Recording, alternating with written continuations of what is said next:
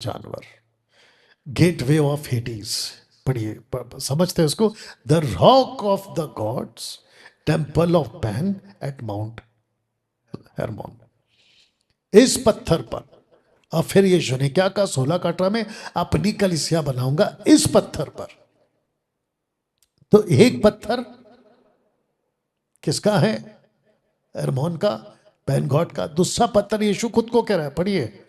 क्यों परमेश्वर के निकट चुना हुआ और बहुमूल्य जीवित पत्थर है। ओके, तो राजा नबूकदनेस्सर ने अपने नीचे के पैर पे क्या देखा गिरते हुए?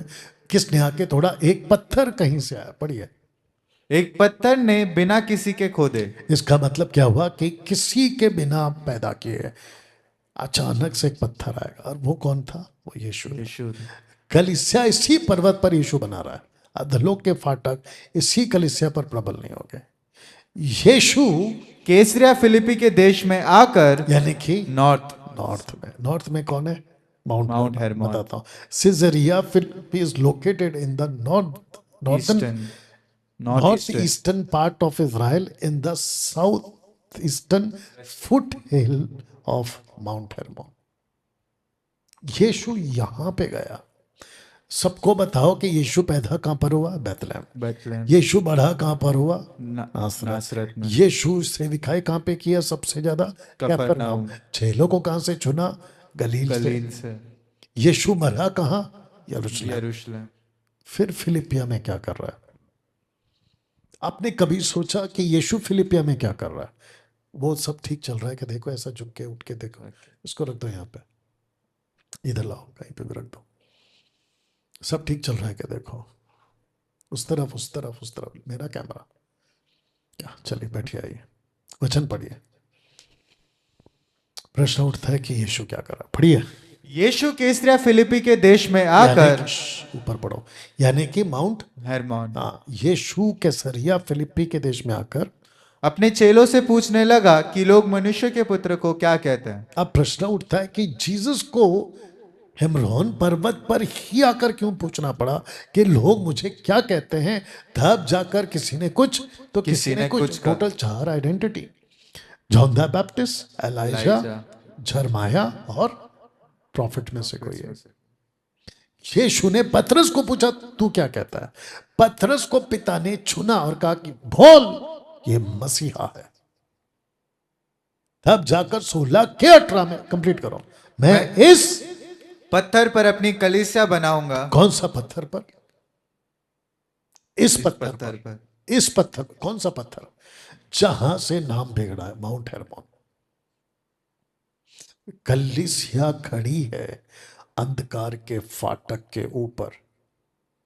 कलीसिया बन रही है शैतान के गढ़ के ऊपर। यह है इसका मतलब। आप और हम प्रभु यीशु के द्वारा बनाए गए कलीसिया है। यही वजह है कि लूसीफर कलीसिया के पीछे पड़ा हुआ है। और पौल क्या कहता है? मैं डरता हूं कि कहीं जैसे ईव को सांप ने फंसाया, कहीं तुमको वो भ्रष्ट ना कर दे।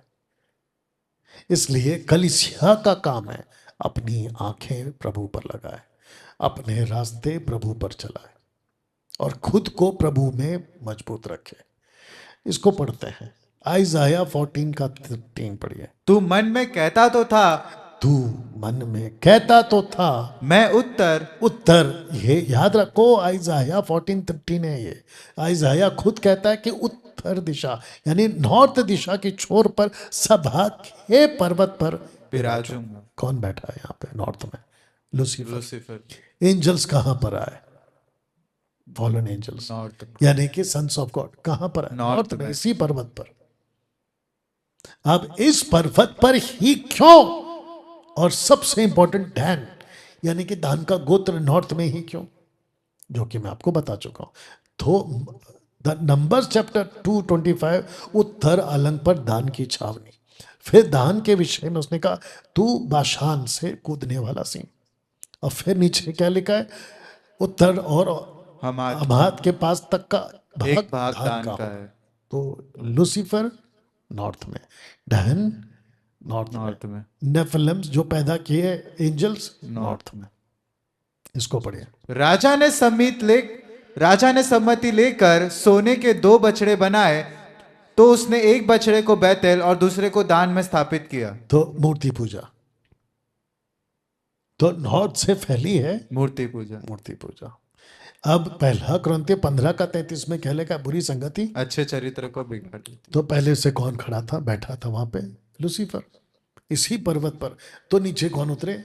परमेश्वर के सुपुत्र। इनका काम क्या था? To watch.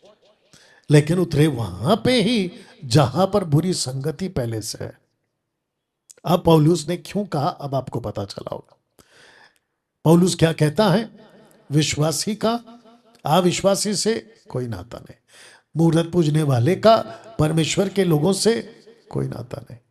लेकिन लूसीफर इतना चालाक है, आपकी संगति उन्हीं के द्वारा बिगड़वाता है। अब इसको पढ़िए, दूसरा 2:11 कि शैतान का हम पर दाव ना चले, क्योंकि हम उसकी युक्तियों से अनजान नहीं। तो इसका मतलब यह हुआ कि लूसीफर युक्ति बनाता है कि कैसे किसको बिगाड़ना है। शैतान ने यीशु को भी फंसाने की कोशिश की थी इसी पहाड़ पे। पढ़िए उसको। फिर शैतान उससे, यानी यीशु को, एक बहुत ऊंचे पहाड़। एक सेकंड, बहुत ऊंचे पहाड़। तो कहां पर है ऊंचा पहाड़? हेर्मोन। एक ही पहाड़ है। सबको बताओ, अगर मैं कहता हूं बिना किसी शहर का नाम लिए, तो वो शहर की आइडेंटिटी किससे होती है? अगर मैंने इतना कहा कि बुर्ज खलीफा, बुर्ज खलीफा, तो किसकी पहचान है? Dubai. Dubai. Dubai. Very good. ऐसे अगर कहते ऊंचा पहाड़, तो किसकी पहचान है? हेर्मोन। इज़राइल। इज़राइल में एक ही ऊंचा पहाड़ है, और उस वक्त में यीशु को भी लूसीफर वहीं पे लेकर गया। अब इंपॉर्टेंट पार्ट यह है कि यीशु को लेकर जाकर क्या दिखाया, पढ़ो। और सारे जगत के राज्य और उसका वैभव दिखाकर। ओके, तो फॉलन एंजल ने हेमरोन पर्वत जो सबसे ऊंचे पर है, उन्होंने कौन सा वैभव देखा? सुंदर सुंदर लड़कियां। तो लूसीफर ने यीशु को क्या दिखाया होगा? अब आप कल्पना कीजिए, लूसीफर को इस ऊंचे पहाड़ पे, जो कि थर्ड टेम्पटेशन, जिसको कहते हैं लास्ट टेम्पटेशन, यीशु ने एक ही शब्द कहा, गेट आउट, निकल जा। You understand? सोच के देखिए कितनी बड़ी बात है। तो दोस्तों, इस वीडियो में, जो कि अभी मैं थोड़ी देर और बात करूंगा, इस वीडियो में सब कुछ हेमरोन पर्वत से ही क्यों कनेक्शन है। लस्ट आ रहा है हेमरोन पर्वत से, मूर्ति पूजा आ रही है हेमरोन पर्वत से, दानव पैदा होकर बाहर निकले थे हेमरोन पर्वत से। जितने भी पाप के कनेक्शन है वो सब कहां से आ रहे? हेमरोन पर्वत से सब। You're okay? दो ट्रांसफिग्रेशन, जिसको कहते हैं रूपांतरित होना, ये कहां हुआ? इसी पहाड़ पे, जिसको कहते हैं एट माउंट हेर्मोन। पढ़िए उसको। 6 दिन के बाद यीशु ने पतरस और याकूब और उसके भाई यूहन्ना को साथ लिया और उन्हें एकांत में किसी ऊंचे पहाड़ पर ले गया। ऊंचा पहाड़ कौन सा पहाड़ है? Mount Hermon. एग्जैक्टली। इन बातों के कोई 8 दिन बाद यह पतरस और यूहन्ना और याकूब को साथ लेकर प्रार्थना करने के लिए पहाड़ पर गया। कौन सा पहाड़? Mount Hermon. एग्जैक्टली। अब आप सोच के देखिए, पहाड़ पहाड़ पहाड़ पहाड़ तो क्या क्या उतरा था उस दिन इस पहाड़ से? वासना से भरे हुए 200 स्वर्गदूत। हमको नहीं चाहिए स्वर्ग का पद, ऐसा बोलने वाले। Watchers of heaven leave the high holy and eternal heaven, lain with womens, begotten giants. उन्होंने जाइंट्स को जन्म दिया। लस्टेड आफ्टर फ्लैश, यानी कि शरीर के पीछे पागल। स्वर्ग को त्याग देंगे। ये सब कुछ उतरा था इस हेमरोन पर्वत से। मसीह समाज के लोगों, क्या आप हेमरोन पर्वत से वाकिफ थे अभी तक? मुझे नहीं लगता। अगर आपको किसी ने एजुकेट किया होगा माउंट हेर्मोन को लेकर, तो मैं उस सेवक को थैंक यू कहता हूं। लेकिन अगर किसी को यह शिक्षा नहीं मिली, ये वीडियो खूब वायरल करिए। तो दोस्तों, आते हैं द मोस्ट करप्टेड एंजल। 2 खतरनाक स्वर्गदूत, एक का नाम है अजाजेल और दूसरे का नाम है सैम्यासा। पढ़िए। तू, यानी गॉड, देख रहा है कि अजाजेल ने क्या किया है, जिसने पृथ्वी पर सभी अधर्म सिखाए हैं और स्वर्ग में शाश्वत रहस्यों को प्रकट किया है जिसे लोग सीखने का प्रयास कर रहे हैं। मैंने आपसे क्या कहा था कि इनकी बैठक हुई थी, साथ में क्या कहा था, एक्सचेंज ऑफर हुआ था, हम तुमको रहस्य सिखाएंगे, तुम हमको अपनी लड़कियां दे दो। तो उस वक्त मैं सिर्फ कल्पना कर सकता हूं, जो कि 99% फिट पे बैठता है, औरतों ने खुद कहा होगा हम सीखना चाहते हैं, हम सीखना चाहते हैं, हमको ये सिखाओ, हमको वो सिखाओ। और उस वक्त के जो कबीले के सरदार होंगे, सरपंच, यस यस हमको ये सीखना, हमको वो सीखना है, ताकि हम ताकतवर बन जाए। कैसे? निम्रोद ने क्या कहा था, उसके लोगों ने क्या कहा था, अगर हम टावर बनाएंगे तो हमको यहां वहां फैलना नहीं पड़ेगा, इसी वजह से तो टावर बनाया था। तो मनुष्य की फितरत है आज भी, हम कुछ ऐसा बना लेंगे ताकि हमको यहां वहां भटकना ना पड़े। यही तो चल रहा है ना। आप समझते हैं कि अज़ाज़ेल ने मनुष्य को तलवारें, छुरियां, ढाले, छिलमें, में बनाना सब कुछ सिखाया। बनाना सीखा। उन्हें पृथ्वी की धातुएं, उनको बनाने की कला, कंगन, आभूषण, सूरमा सुशोभित करना, फल के पत्थर और तरह तरह के रंग, पेंट्स।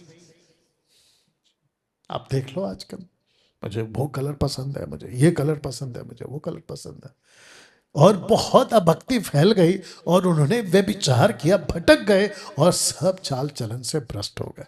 ये सब किसने सिखाया? एंजल्स ने, यानी कि सन्स ऑफ गॉड्स ने, सन्स ऑफ गॉड ने, बच्चों ने, परमेश्वर के पुत्रों ने। सैमजाजा ने जादू टोना, झड़ काटना, मोरसे ने जादू टोना सुलझाना, बराकीजेल ने ज्योतिषी सिखाया, नक्षत्रों का ज्ञान सिखाया, बादलों का ज्ञान सिखाया, पृथ्वी के संकेत, ये सब साइंस से कनेक्टेड है। सूर्य के संकेत सिखाए और सिखाया चंद्रमा का मार्ग। अब आप सोच के देखिए कि जिसको आप तरक्की कह रहे ना, आज आदमी चांद पे गया है, उसने वो चिप बनाया, वो रॉकेट बनाया, वो फ्यूज बनाया, ऐसे बनाया, वैसे बनाया, इन सब के पीछे इनका हाथ है। बताओ। इसलिए पौल कहता है कि सब वस्तुएं उचित तो हैं, परंतु सब वस्तुओं से लाभ नहीं। या वासना, जादू टोना। अगर पोस्टर से आपको मदद मिल रही होगी, आज पूरी दुनिया इससे लिप्त है। आप देख लो, कहीं पे भी नजर उठाओ, गांव गांव छोड़ो, गली गली, शहर शहर, सब जगह आपको चारों तरफ ये दृश्य मिल जाएगा। और आज टॉप पे कौन है? Los Angeles, USA, Los Angeles top पे, सबसे ज्यादा पाप। चाइनीज कंट्रीज अछूता नहीं है, कोरियन कंट्रीज। और ताज्जुब की बात यह है, विकिपीडिया जाके चेक करो, मनुष्य के सेक्स पार्ट्स के और टॉयज बन रहे, टॉयज, खिलौना। बताइए। तो जो लड़के हैं और जो लड़कियां हैं वो टॉयज के साथ में अपना सेटिस्फेक्शन पूरा कर रहे हैं। ये दुनिया चल रही है आज, पढ़िए उसको। फिर जब मनुष्य भूमि के ऊपर बहुत बढ़ने लगे और उनके बेटियां उत्पन्न हुई, तो इनका सबसे पहला नजर था लड़कियों पर।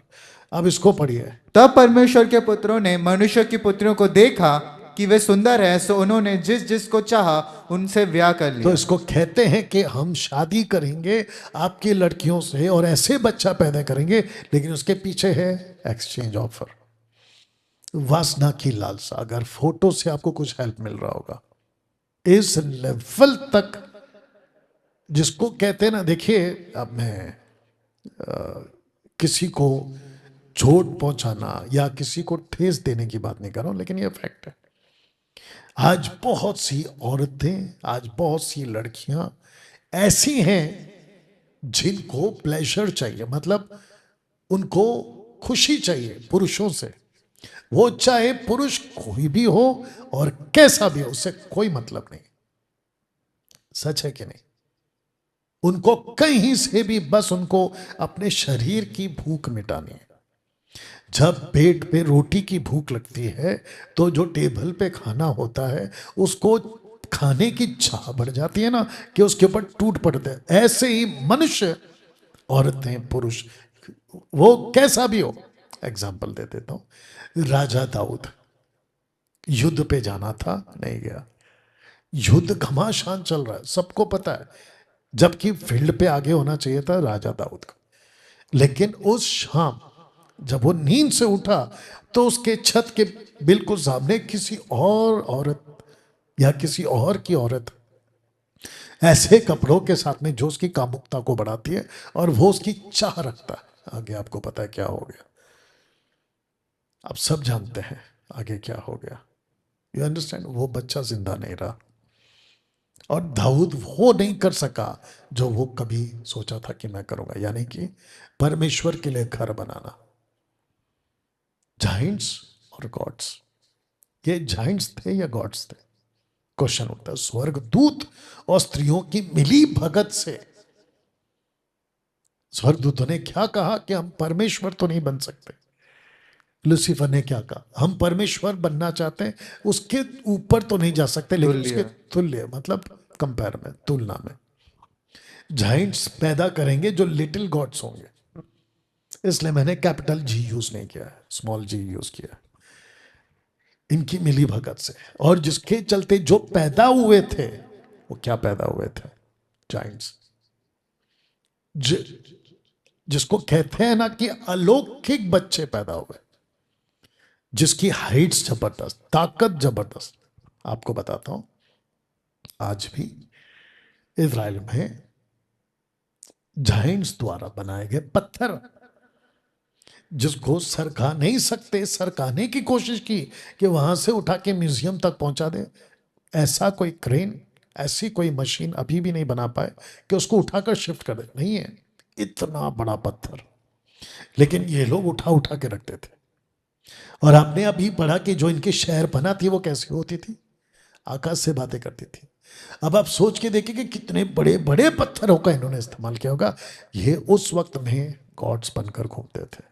तो अजाजेल एंड समयास, इन दोनों और इनके साथियों का न्याय तक बंदी कर दो। क्या यहूदा स्कोरियत शैतान है? यानी कि स्कोरियती यहूदा शैतान। ये पोस्टर मैंने आपके बीच में डाला था, पढ़ो। जब मैं उनके साथ था तो मैंने तेरे उस नाम से जो तूने मुझे दिया है उनकी रक्षा की। मैंने उनकी चौकसी और विनाश के पुत्र को छोड़ उनमें से कोई और नाश ना हुआ, इसलिए कि पवित्र शास्त्र की बात पूरी हो। ओके, अब प्रश्न उठता है कि विनाश का पुत्र किसको बोला गया बाइबल में? आप ही बताओ। यहूदा से इसको एंटी क्राइस्ट को विनाश का पुत्र। नीचे पढ़िए 6 का यीशु ने उन्हें उत्तर दिया, क्या मैंने तुम 12 को नहीं चुन लिया? तो भी तुम में से एक व्यक्ति शैतान है। ओ, एक व्यक्ति कौन है? शैतान। शैतान है। नीचे पढ़ो। यह उसने शमौन इस्करियोती के पुत्र यहूदा के विषय में कहा था। तो इसका मतलब यह हुआ कि जीसस ने बिल्कुल क्रिस्टल स्टेटमेंट दे दिया कि इस्करियोती यहूदा ही शैतान। आगे बोला करना जल्दी से, शैतान है। और इसको क्या कहा? ये विनाश का पुत्र है। अब इसको पढ़ते हैं। किसी रीति से किसी के धोखे में ना आना, क्योंकि वह दिन ना आएगा जब तक धर्म का त्याग ना हो ले और वह पाप का पुरुष अर्थात विनाश का पुत्र प्रकट ना हो, जिसको कहते हैं सन ऑफ पेडिशन। इसका मतलब क्या है? विनाश का पुत्र, सन ऑफ पेडिशन। क्या यहूदा एंटी क्राइस्ट है? फिर ये भी मैंने डाला था। अब आप सोच के देखिए, जॉन द बैप्टिस्ट किसकी आत्मा के साथ है? एलिया। तो एंटी क्राइस्ट किसकी आत्मा के साथ आने का संभावना लग रहा है आपको? यहूदा इस्करियोती। सोच के देखिए आप, heavenly being, earthly being, hybrid body, इन दोनों की जिसको कहते हैं ताकत से, लिक्विड से ये राक्षस बाहर आया। आफ्टर फ्लड ये आज कहां है? सबसे बड़ा सवाल रखता हूं इन आइडल्स। ये मेरा स्टेटमेंट है, क्वेश्चन मार्क नहीं डाला है, ये मेरा स्टेटमेंट है। इन आइडल्स। तो पढ़ते हैं। पहला, हम जानते हैं कि हम परमेश्वर से। हाँ, हम परमेश्वर से। अभी जो प्रभु में वो परमेश्वर से है और सारा संसार उस दुष्ट के वश में पड़ा है। उस दुष्ट के वश में। अब प्रश्न उठता है कि ये उस दुष्ट का कनेक्शन क्या है? और यह भी जानते हैं कि परमेश्वर का पुत्र आ गया है और उसने हमें समझ दी है। हाँ, तो परमेश्वर का पुत्र आ चुका है। परमेश्वर के पुत्र ने हमको समझ दी है। किस बातों की समझ दी है? कि हम उस सच्चे को पहचाने और हम उसमें जो सत्य है अर्थात उसके पुत्र यीशु मसीह में रहते हैं। अब हम किसी और में नहीं रहते, इसकी समझ हमें मिल चुकी है, लेकिन सारा संसार उस दुष्ट में है। अब प्रश्न उठता है कि ये दुष्ट कौन है? पढ़िए। सच्चा परमेश्वर और अनंत जीवन यही है। ओके, हे बाल को बालकों, अपने आप को अब आपको देने जा रहा हूं दुष्ट कौन है। रेडी? मूर्तों से बचाए रखो। अब बताओ कॉन्टेक्स्ट में दुष्ट कौन है फिर? मूर्त। ओके, ठीक है। तो मुहूर्त कौन है इन कॉन्टेक्स्ट? दुष्ट। तो दुष्ट कौन है इन कॉन्टेक्स्ट? मुहूर्त। तब मैंने क्या कहा था कि आज फिल्म्स कहाँ है जो इन दोनों से बना? ऐसी कौन सी ताकत है, बहुत ध्यान दीजिएगा, ऐसी कौन सी ताकत है जो ऐसे नेफिलिम्स को पैदा किए जो आज दुष्ट आत्मा बन के मूर्तियों में घुसे हुए?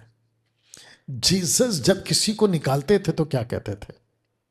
गूंगी आत्मा, बहरी आत्मा। पौलुस ने क्या कहा? पहला कुरिन्थियों 12 का 1 और 2 में, ऐसी मूर्तियां हैं जो बोल नहीं सकती, गूंगी मूर्तियां। वो छोड़िए, आज इंसानों के अंदर कौन घुसना चाहता है? दुष्ट आत्मा है। यीशु ने क्या कहा मत्ती 12 में, अगर मैं गलत नहीं, 41 42 से आगे कहते कि जब दुष्ट आत्मा को जगह नहीं मिलती तो वो कहाँ आती हैं? उसी बॉडी में जहां से वो कभी पहले बाहर निकली थी। अब आप सोच के देखिए कि इंसानों के शरीर में, अगर मैं गलत नहीं हूं, हर 10-20 आदमी को छोड़ोगे तो आपको हर एक आदमी में दुष्ट आत्मा मिल जाएगा। 10-20 आदमी को छोड़ते ही 1-2 दुष्ट आत्मा मिल जाएगा आपको। 800 करोड़ की आबादी में कितनी करोड़ की आबादी में दुष्ट आत्मा घुसी होगी, आप अंदाजा भी नहीं लगा सकते। बताइए, अगर कमरा खाली हो तो वहां पे दुष्ट आत्मा का कब्जा दिख जाएगा आपको। कौन सा एक्टिविटीज बोलते हैं? पैरामेडिक क्या है वो? कौन सा एक्टिविटीज? भाई तेरे को कुछ भी पूछता हूं तो बोलता क्यों नहीं है? ऐसी कुछ गतिविधि है ना, पैरामेडिक क्या बोलते हैं? हाँ, ऐसा कुछ है ना एक्टिविटीज, क्या बोलते हैं उसको? जो भी है, फेसबुक वाले यूट्यूब वाले समझ गए होंगे। पैरानॉर्मल क्या बोलते हैं उसको? तो बोलता क्यों नहीं है जल्दी से? तब जाकर ये स्क्रिप्चर आपके हाथ में मैंने दिया, किससे बचे रहो? मूर्तों से। मूर्तों से बचे रहो। बताइए, याद है? ठीक है। पौलुस ने कहा था, पढ़िए। फिर मैं क्या कहता हूं, क्या यह कि फिर मैं क्या कहता हूं, क्या यह कि मूरत का बलिदान कुछ है या मूरत कुछ है? ऐसे पढ़ा था। मूरत कुछ है? नहीं है। बलिदान कुछ है? नहीं है। लिखा है नहीं है। आगे, वरन यह कि अन्य जाति जो बलिदान करते हैं, एक सेकंड, अन्य जाति जो बलिदान करते हैं वे परमेश्वर के लिए नहीं तो फिर किसके लिए? पढ़ो। परंतु दुष्ट आत्माओं के लिए बलिदान करते हैं। और मैं नहीं चाहता कि तुम दुष्ट आत्माओं के सहभागी हो। अब क्लियर हो गया। दुष्ट कौन है? मूर्ति। मूर्ति में कौन घुसे हैं? अन्य दुष्ट आत्मा। दुष्ट आत्मा। रिपीट कर देता हूं, दुष्ट कौन है? जो पूरा संसार उसमें फंसा हुआ है, उस दुष्ट के वश में पड़ा है। कौन? सारा संसार। सारा संसार किसके वश में? मूर्ति। मूर्ति के अंदर कौन घुसा है? दुष्ट आत्मा। ऐसे आया ना? कभी सोचा था ये सारी बातें, या कभी आपको पता था? आज देख लो, प्रभु आपसे बात कर रहा। तो दोस्तों, बाल, अशेरा, मोलेक और किमोश, जिसका स्क्रिप्चर आपके लिए मैंने रख दिया, वक्त के कमी के कारण हम नहीं पढ़ पा रहे, देख लीजिए, पूरा रख दिया आपके लिए, पॉज करके पढ़ ली। पर इसको पढ़ते, परंतु फरीसियों ने यह सुनकर कहा, यह तो दुष्ट आत्माओं के सरदार शैतान की सहायता के बिना के सरदार बाल-ज़बूल। ये अब प्रश्न उठता है, ये बाल कौन है और ये बाल-ज़बूल कौन है? ये वही है, शैतान की सहायता के बिना दुष्ट आत्माओं को नहीं निकालता। बाल-ज़बूल। अब इसको पढ़िए। 70 से 6 लाख इजरायलियों ने 430 साल तक, ये अंदर जब गए थे कितने थे? 70। जब बाहर निकले कितने हो गए? 6 लाख।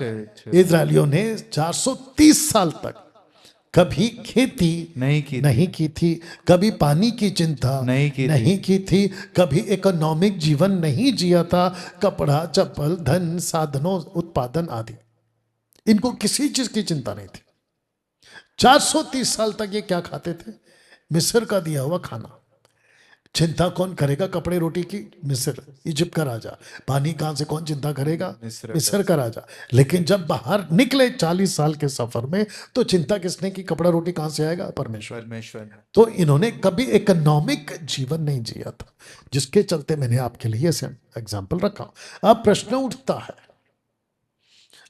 उठता है, कि इनको इकोनॉमिक जीवन जीने के लिए इनको सहारा किसका लेना पड़ा, वो भी रखूंगा। तो पहले इसको समझते कि यूसुफ के पुत्र जो मिस्र से उस उत्पन्न हुए 2 प्राणी थे। इस प्रकार याकूब के घराने को जो प्राणी मिस्र आए, सो वो मिलाकर 70 थे। इसको पढ़ो, याकूब के निज वंश के जो प्राणी उसमें आए, वे उसकी बहुओं को छोड़ सब मिलाकर 66 प्राणी हुए। ओके, यूसुफ के पुत्र जो मिस्र में उससे उत्पन्न हुए वे 2 प्राणी थे, और इस प्रकार के घराने के जो प्राणी मिस्र में आए, सो जब मिलाकर 70 हुए। सो सब मिलाकर 70 है। अब यहाँ पे भी 70, यहाँ पे भी 70, 70, 70, 70। लेकिन जब स्टीफन को पढ़ते एक्ट चैप्टर 7:14 में पढ़ो, तब यूसुफ ने अपने पिता याकूब और अपने सारे कुटुंब को, जो 75 व्यक्ति थे, बुला तो भेजा। 70 से 75 कैसे हो गए? लगे हाथ वो भी बता देता हूँ। माइक को ध्यान रखना, हमिंग आ रहा, ठीक है ना? और चेक करो सब ठीक है कि नहीं, खास करके मेरा फोन जल्दी चेक करो। 70 से 75 कैसे? टोटल बताओ। ओके, 70 से 75 कैसे? You understand? इसको समझते हैं।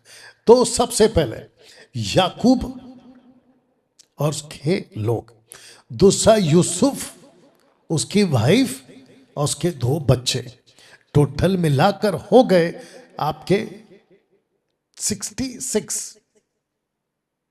अब 66 में हमको कितना जोड़ना है नथानियल, सबको बताओ? 9 को जोड़ना है। अगर 66 में 9 को जोड़ते हैं तो कितने होंगे? 75। तो ऊपर 70 70 70 क्यों है? अब आपको मैं देता हूं 9 दे देता हूं। याकूब के कितने बच्चे थे? 12 में से 3 की वाइफ मर गए। तब जाकर लिखा है बहुओं को छोड़कर। अगर आपको दिख रहा होगा, बहुओं को छोड़कर, देखो, बहुओं को छोड़कर, यानी कि उसके बच्चों की बीवियों को छोड़कर, सन्स ऑफ वाइफ और सन्स, माफ करना, बहुओं को छोड़कर। आप कितने हो गए? 75। 66 में आपको जोड़ना है 9, क्योंकि 3 बच्चों की पत्नियां मर गई। तो 9 की पत्नियां थी, वो 9 पत्नियों को इसने जोड़ा है। किसने? स्टीफन ने। स्टीफन कौन था? आत्मा से भरा। स्टीफन कौन था? Well knowledge. साथ ही साथ में उसका कोई सामना नहीं कर सके, इसलिए स्टीफन की बात करना इंपॉर्टेंट। आगे और एक कनेक्शन होगा। तेरे पुरखा जब मिस्र गए थे तब 70 ही मनुष्य थे, परंतु अब तेरे परमेश्वर यहोवा ने, एक सेकंड, कितने हो गए? तेरी गिनती आकाश के तारों के समान बहुत कर दी है। इनका पॉपुलेशन बढ़ गया। तब प्रश्न उठता है कि इकोनॉमिक जीवन कैसे जिए? तो क्या किया इन लोगों ने?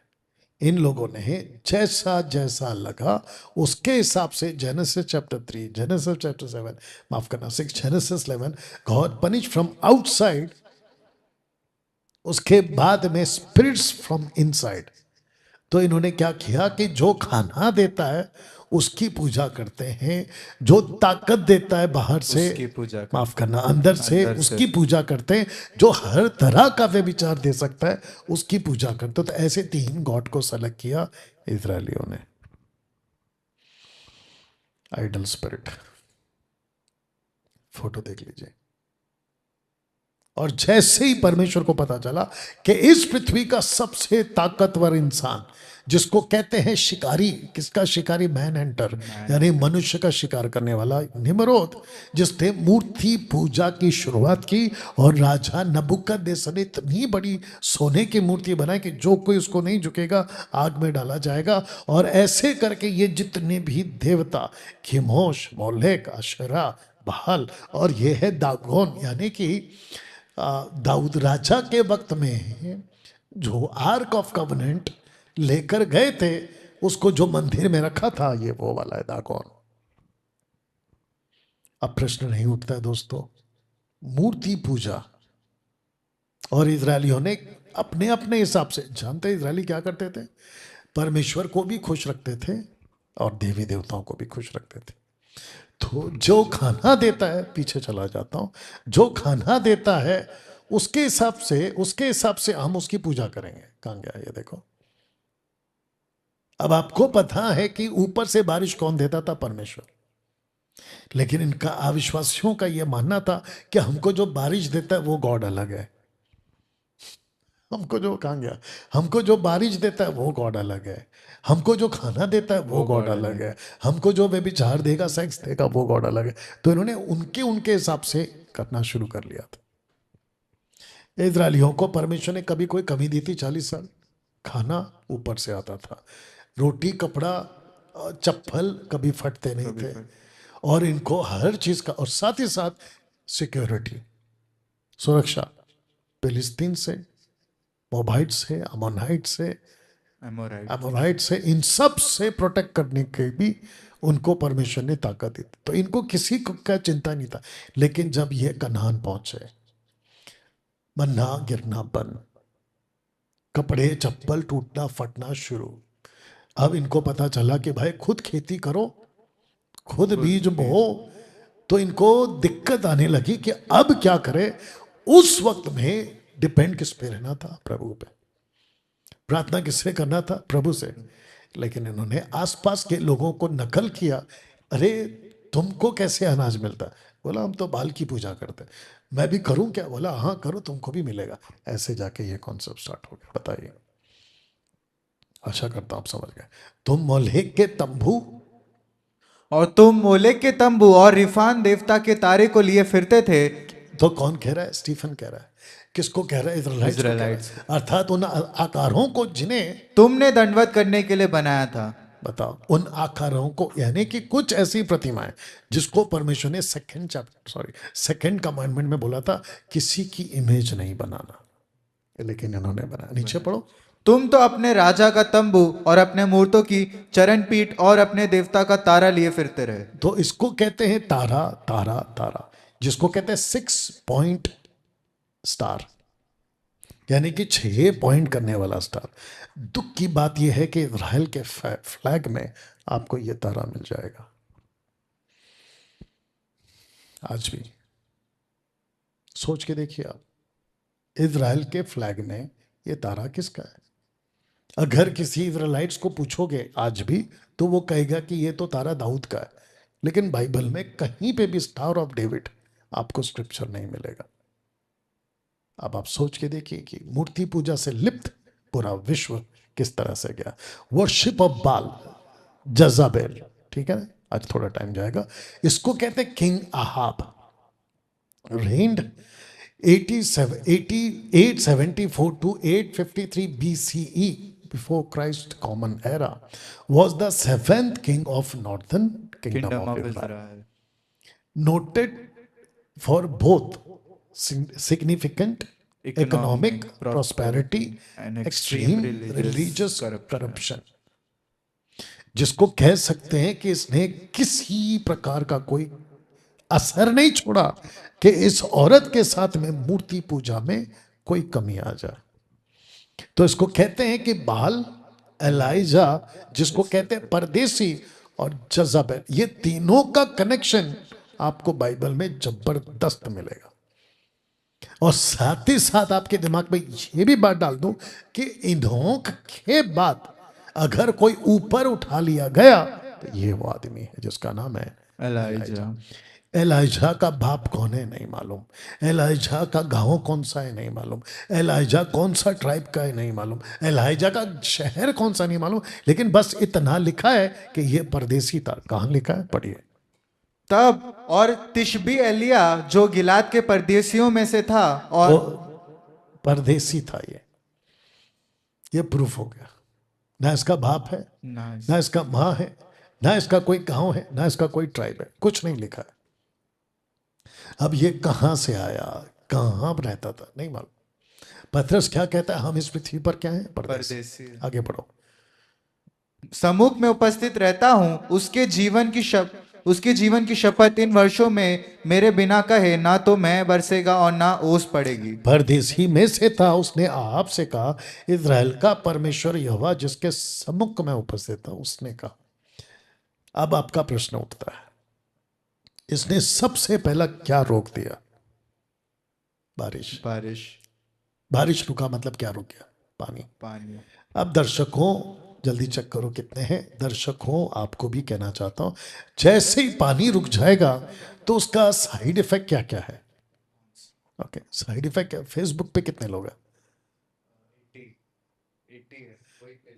कौन सा पेज? मेरा वाला है ना, ठीक है। अब दोस्तों प्रश्न उठता है कि हाँ, आवाज के चक्कर में शायद शिफ्ट हो गए। दोस्तों प्रश्न उठता है, पानी रुक गया तो क्या क्या रुक गया? अनाज, अनाज, बीज नहीं बो सकते, खेती नहीं कर सकते, और जानवरों को खाना नहीं खिला सकते, और उस वक्त की जो इकोनॉमी यानी कि पैसा जो आएगा वो कहाँ से आएगा? जानवरों के दूध दही से और खेती बाड़ी से। तो सबसे पहला परमेश्वर ने अटैक वहां पे किया जिसका इनके ऊपर भरोसा था, और इनका बारिश देने वाला ये बाल। अब आप समझ रहे हैं? इनकी मूर्ति पूजा पे अटैक हुआ है, और एलिया जाते ही कहता है 3.5 साल तक बारिश नहीं आएगी, चाहे जो करना है कर ले, तेरे को जितनी पूजा करना है कर ले, 3.5 साल तक बारिश नहीं आएगी। और उसको पढ़ो पर 3.5 वर्ष तक भूमि पर मैं नहीं बरसा। यह कौन कहता है? याकूब की किताब है, याद रखो, न्यू टेस्टमेंट कहता है। अब प्रश्न उठता है 1 वर्सेस 450, यानी कि एक एलिया और 450 ऐसे प्रॉफिट जिसको बाल के प्रॉफिट कहा जाता है, इनके माफ करना, इनके बीच में तगड़ा सुबह से शाम तक एक संघर्ष या डिबेट हुआ। आग गिरा दो, आग गिरा दो, आग गिरा। एलिया ने सिर्फ इतना कहा, इनको बता कि सच्चा परमेश्वर कौन है। जैसे ही कहा कि इनको बता सच्चा परमेश्वर कौन है, आग आ गई, और 450 बाल देवताओं को एलिया ने खुद कत्ल किया। बताओ, मर्डर किया, यानी खत्म कर दिया। अद्भुत घटनाएं घटी थी दोस्तों। अब प्रश्न उठता है कि उन्होंने उसको उत्तर दिया, वह तो रोहार मनुष्य था, अपनी कमर में चमड़े का फेंटा बांधे हुए था। अब प्रश्न उठता है कि जॉन द बैप्टिस्ट को भी एग्जैक्टली वैसा ही कहा गया जैसा एलिया। और फिर यीशु कहता है, पढ़ो 3:4, यूहन्ना ऊंट के रोम का वस्त्र पहने था और अपनी कमर में चमड़े का पटुका बांधे हुए था। बिल्कुल कट टू कट कॉपी किसका? एलिया। अभी 11:14, चाहो तो मानो एलिया जो आने वाला था वह यही है। चाहो तो मानो, लेकिन जीसस ने सस्पेंस से पर्दा उठा दिया। 17:12, परंतु मैं तुमसे कहता हूं कि एलिया आ चुका। एलिया आ चुका।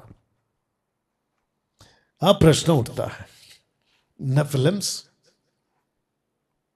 अभी भी हैं, एलिया अभी भी है, जूडा इस्करियोत आने वाला है। कौन है वो?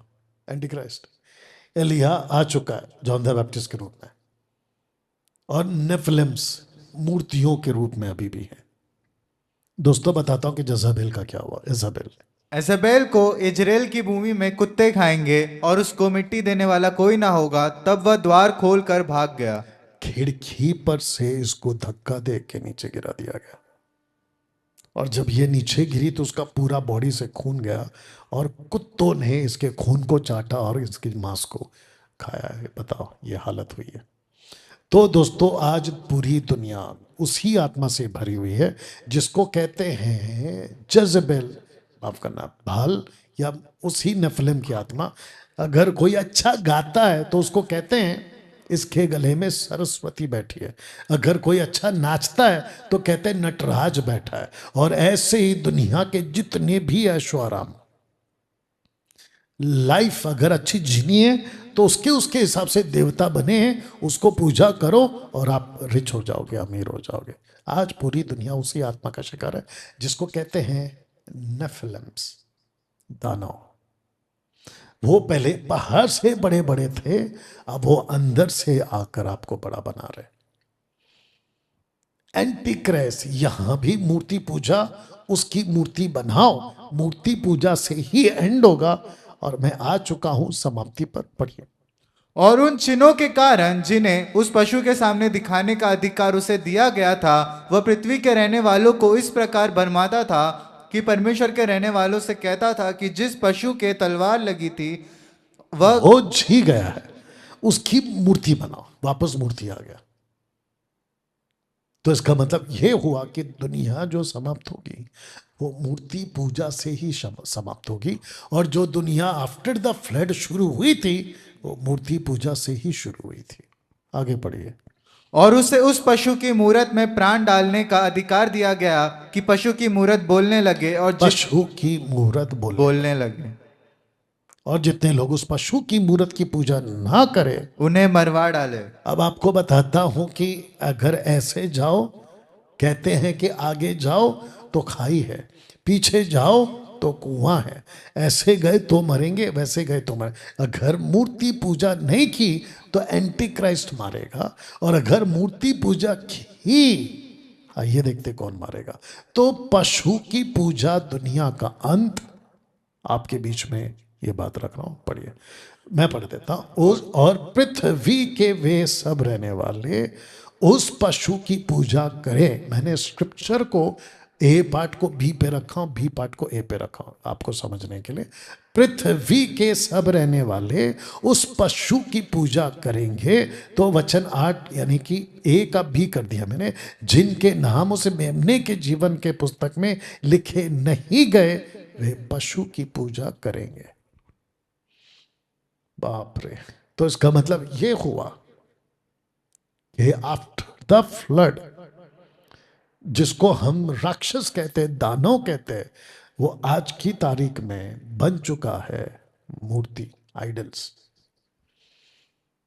आपको मैंने अभी प्रूफ कर दिया। उसकी मूर्ति में प्राण डालने का अधिकार दिया कि मूर्ति बोलने लगे। दोस्तों अब आपको पता चल रहा होगा कि मूर्ति पूजा कितना खतरनाक है। तो ये सब कुछ शुरू हुआ था हेमरोन पर्वत से। दोस्तों आशा करता हूं कि कम से कम 2 घंटे के भी ऊपर, 2 घंटा 20 मिनट का वीडियो होगा शायद, आपके बीच हेमरोन पर्वत की पूरी डिटेल आपको दी गई है, और जिसको मैं अलग अलग जगह से भी आपके बीच में और भी सफाई के साथ बातों को रखता हुआ वीडियो बनाऊंगा। अद्भुत तरीके से परमेश्वर बात कर रहा है कुछ 2-3 महीनों से या 2 महीनों से।